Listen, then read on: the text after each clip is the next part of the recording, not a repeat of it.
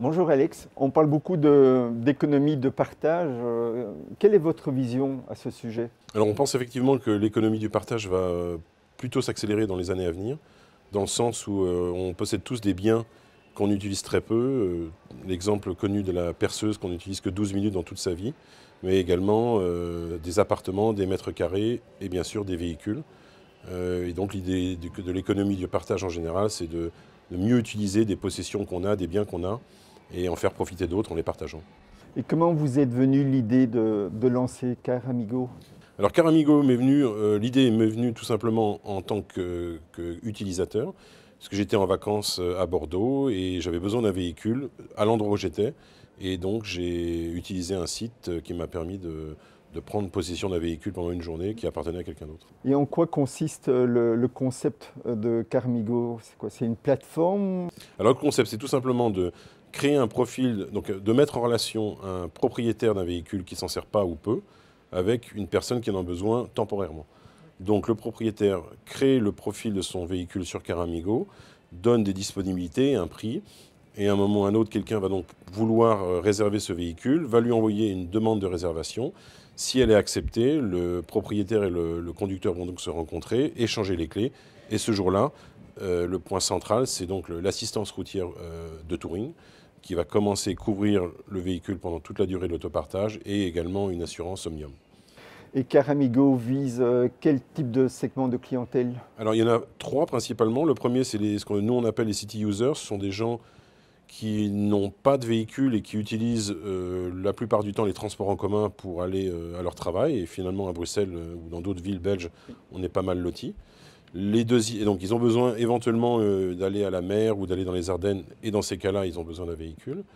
Les deuxièmes, ce sont les gens qui ont un véhicule, mais qui n'est simplement pas de la bonne taille. Quelqu'un qui a une petite voiture et qui, pour aller en vacances au ski, a besoin d'un véhicule plus important.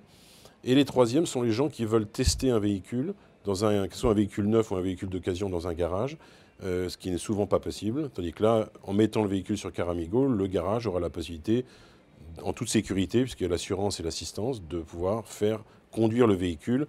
L'idée, bien évidemment, c'est qu'en général, la personne qui teste le véhicule va probablement plus l'acheter que si elle n'avait pas du tout testé. Pensez-vous que Caramigo sera une initiative qui permettra de solutionner les problèmes de mobilité, entre autres, ici en Belgique? Tout à fait, et pas uniquement en Belgique. L'idée de Caramigo, c'est de participer à une mobilité intelligente. Et dans le cas présent, si on part du principe réel, en fait, qu'un véhicule en autopartage fait disparaître entre 10 et 15 véhicules de la route, bien évidemment, plus vous aurez de véhicules dans Caramigo, moins vous aurez d'embouteillages, puisqu'il y aura moins de véhicules.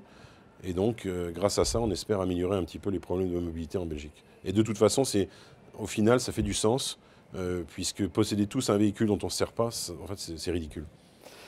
Quelle est votre ambition d'ici 5 ans? Alors, notre ambition, rien que pour la Belgique, c'est d'arriver à environ 15 000 véhicules inscrits sur Caramigo, et donc d'avoir une base de clientèle qui prendra possession de ces véhicules pour les conduire de manière régulière. Et donc ça, c'est pour la Belgique. On a également des ambitions sur d'autres pays, puisqu'en priori, la problématique de la mobilité est la même ici ou ailleurs. Touring a décidé de participer à votre initiative. Qu'attendez-vous de ce partenariat avec Touring? Alors, il y a deux facettes à ce partenariat. Une première facette qui est vraiment une relation client-fournisseur, où Touring va nous fournir une prestation d'assistance routière tout au long des autopartages.